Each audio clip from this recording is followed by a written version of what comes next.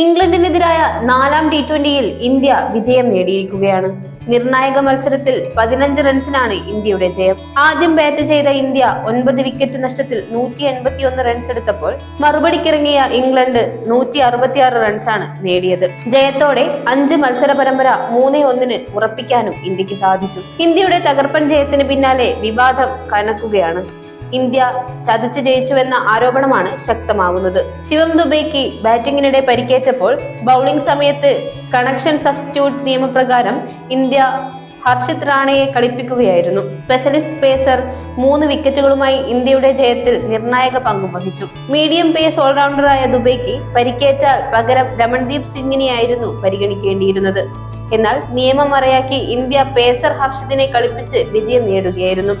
ശിവം ദുബെയ്ക്ക് അവസാന ഓവറിൽ തലയ്ക്ക് പരിക്കേറ്റിരുന്നു. ഷോർട്ട് ബോൾ ദുബെയുടെ തലയിൽ കൊള്ളുകയായിരുന്നു.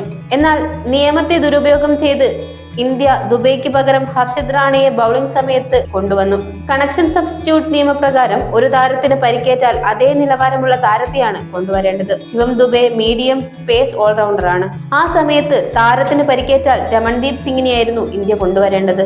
എന്നാൽ ഓൾറൗണ്ടറായി ഇന്ത്യ ഹർഷിത് റാണയെ കളിപ്പിച്ചു. രമൺദീപ് ഉള്ളപ്പോഴായിരുന്നു ഇത്തരമൊരു മാറ്റം ഇന്ത്യ കൊണ്ടുവന്നതെന്നാണ് എടുത്തു പറയേണ്ടത്. ഹർഷിത് പേസറാണെന്ന് എല്ലാവർക്കും അറിയാവുന്നതാണ്.